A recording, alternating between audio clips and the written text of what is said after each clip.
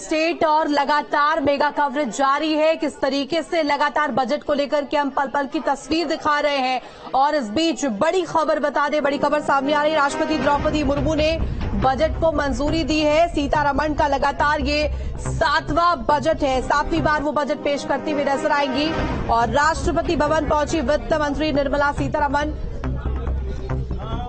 देखिए, राष्ट्रपति मुर्मू से मिली वित्त मंत्री निर्मला सीतारमण। तो थोड़ी देर में लोकसभा में पेश करेंगी 7वीं बार बजट। और आज का दिन उम्मीदों भरा रहने वाला है। लगातार लोग जो है वो टकटकी लगाए आज बैठेंगे, क्योंकि जब 11 बजे बजट पेश होगा, क्या कुछ उनके लिए होगा, उन पर नजर लगातार रहने वाली है। तमाम वर्गों की अगर बात करें, महिलाओं का जिक्र लगातार हो रहा है, साथ ही साथ अन्नदाता को लेकर के क्या कुछ रहने वाला है। तो ये बड़ी खबर आपको बता रहे। इस बीच राष्ट्रपति मुर्मू से मिली वित्त मंत्री निर्मला सीतारमण। और इसके साथ साथ आपको बता दें कि थोड़ी ही देर में लोकसभा में 7वीं बार निर्मला सीतारमण बजट पेश करने वाली हैं। और इससे पहले चुनाव की वजह से इंटरिम बजट पेश किया गया था। और अब यहां पर क्या कुछ इस बजट में शामिल रहता है, क्योंकि जब ये पिटारा खुलेगा, क्या कुछ इस खजाने में रहने वाला है। 11 बजे इस पर से पर्दा हट जाएगा और बजट जब वित्त मंत्री पेश करेगी, इस पर सभी की निगाहें रहने वाली है।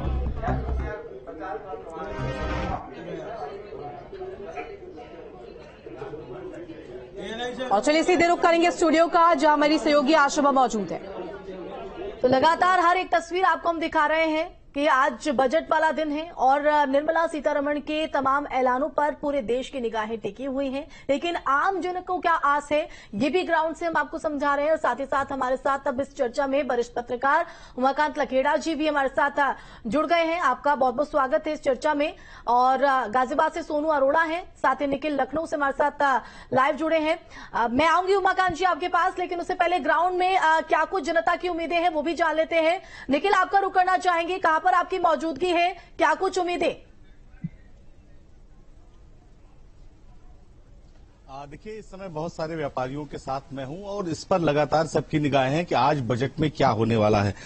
बजट आज पेश हो रहा है, बहुत महत्वपूर्ण दिन है। हर बार आप लोग इंतजार करते हैं, हम लोग इसी तरह चर्चा करते हैं कि बजट जो है इस बार सबके लिए होगा। तो इस बार किस तरह की उम्मीद व्यापारी वर्ग को खास करके बजट? मुझे लगता है कि इस बार बजट मुख्य रूप से व्यापारियों के लिए, किसानों के लिए, उद्योग क्षेत्र के लिए होगा, क्योंकि प्रधानमंत्री जी भारत की इकोनॉमी को $5 ट्रिलियन की इकोनॉमी बनाने का लक्ष्य लेकर के चल रहे हैं और 2047 तक का भारत को विकसित राष्ट्र बनाने की दिशा में चल रहे हैं। तो ऐसे में व्यापारियों की चिंता बहुत ज्यादा सरकार को करनी होगी। यदि व्यापारी सुरक्षित रहेगा, व्यापारी आगे बढ़ेगा, तो निश्चित रूप से देश की इकोनॉमी आगे बढ़ेगी।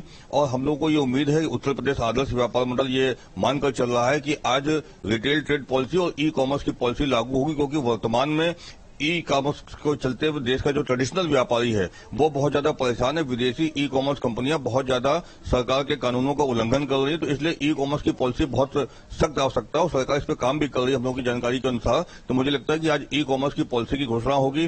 साथ ही साथ उत्तर प्रदेश आदर्श व्यापार मंडल यह भी मांग करता है कि देश के सभी प्रमुख राज्यों की, प्रमुख शहरों की, प्रमुख बाजारों को सीसीटीवी से लैस किया जाए और इस बजट में इसके लिए फंड की व्यवस्था की जाए कि बाजारों में सीसीटीवी कैमरे की योजना लाई जाए। 10 लाख तक की इनकम को बिल्कुल पूरी तरीके से फ्री रखा जाए, यह हम लोगों की मांग है। और व्यापारियों को जो जीएसटी में पंजीकृत हैं उनको 10 लाख रुपए तक का स्वास्थ्य बीमा और जो अपंजीकृत व्यापारी हैं उनको 5 लाख रुपए का स्वास्थ्य बीमा दिया जाए, ऐसी हम लोगों की अपेक्षा है। उत्तर प्रदेश आदर्श व्यापार मंडल यह भी मांगता है। साथ ही साथ व्यापारियों को आसान शर्तों में बिना सिक्योरिटी के लोन मिले, क्योंकि यदि हमारे पास पर्याप्त पूंजी होगी तो हम प्रतिस्पर्धा करने में आसान रहेगा हमको। बिल्कुल निखिल, मैं लौटूंगी आपके पास। तो देखिए, अपनी अपनी उम्मीदें हैं आम जन की, चाहे वो मिडिल क्लास वर्ग हो, व्यापारी वर्ग हो। वो चाहता है कि आज निर्मला सीतारमण अपने लाल पिटारे से उनके लिए कुछ ना कुछ एक बड़ी घोषणा जरूर करें, जिससे सीधा उनका लाभ यहां पर पहुंचे। उमाकांत जी, मैं आपका रुख करना चाहूंगी। उम्मीदें सब हर वर्ग को है, मिडिल क्लास को इस बार फोकस कहीं ना कहीं किया जा सकता है, ये उम्मीद जताई जा रही है। तो ऐसे में क्या ये बजट कराएगा बजट? देखिए, जब बजट आता है तो जैसे घर का बजट होता है, राशन, पानी, तेल, बिजली, पानी और घर की रिपेयरिंग, तो ऐसी देश का भी बजट होता है। और ये उम्मीद तो हमेशा होती है कि जो सुधार हो और लोगों की जिंदगी सुधरे, लोगों के जीवन स्तर सुधरे, उनकी समस्याएं कम हो। लेकिन ये जो बजट है, ऐसे मौके पर बजट पेश हो रहा है कि उसकी जो तस्वीर है, जो आर्थिक स्थिति की जो तस्वीर है, वो कल जो संसद में आर्थिक सर्वे पेश हुआ है, उस आर्थिक सर्वे में कुछ चैलेंजेस की ओर इशारा किया गया है, जो बहुत चिंताजनक भी है। और सरकार ने तो दावा किया है कि हम बहुत अच्छी बेहतर स्थिति में हैं। हम लोग जो रफ्तार है इकोनॉमी की, वो 6.5 से 7 तक हम ले जाएंगे। लेकिन पहले भी इस तरह के टारगेट रखे गए थे।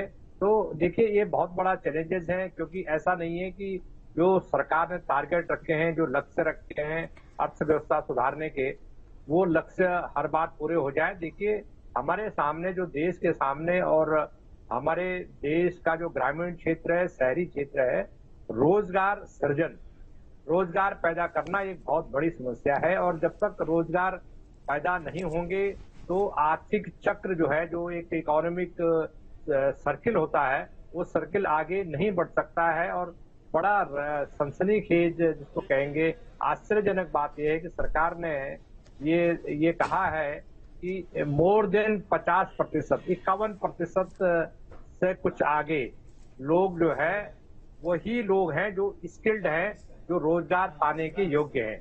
तो जो 49% जो लोग हैं, युवा वर्ग की बात कर रहा हूं मैं, वो रोजगार के लिए उनकी जो स्किल है, वो योग्यता काबिल नहीं है कि उनको रोजगार मिल सके।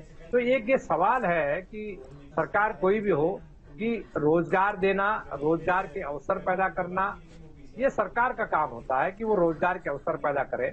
और अगर यूथ हमारा, सरकार खुद कह रही है कि हमारा जो युवा वर्ग है, यूथ है, उसमें 48% यूथ जो है वो रोजगार के काबिल नहीं है। उनको वो स्किल नहीं है उनके पास, वो उनके पास टेक्निकली साउंड नहीं है। ऐसी स्थिति में उनको टेक्निकली साउंड करने की जिम्मेदारी निश्चित रूप से सरकार की है, निश्चित रूप से देश की है, निश्चित रूप से राज्य सरकारों की है। तो अब ये जो बदलती जो व्यवस्था है, उस बदलती व्यवस्था में जब तक हम आने वाली जो हमारी नस्ल है, पीढ़ी है, उसको हम आर्थिक रूप से संपन्न बनाने के लिए एक दूरगामी चीज बजट में हम नहीं रखेंगे या बजट में प्रोविजन नहीं रखेंगे, तो ये जो स्किल डेवलपमेंट का जो फॉर्मूला है, ये इस पर विचार करने की जरूरत है। और मुझे उम्मीद है, यानी चैलेंजेस जो है वो काफी बड़े हैं। मैं उमाकांत जी लौटूंगी आपके पास। ग्राउंड पर हमारे संवाददाता सोनू भी गाजियाबाद से हमारे साथ लाइव जुड़े हैं, कुछ महिलाएं उनके साथ मौजूद है। सोनू, आपकी तक आवाज अगर पहुंच रही हो तो महिला वर्ग क्या कुछ उम्मीद इस बजट से जता रही है?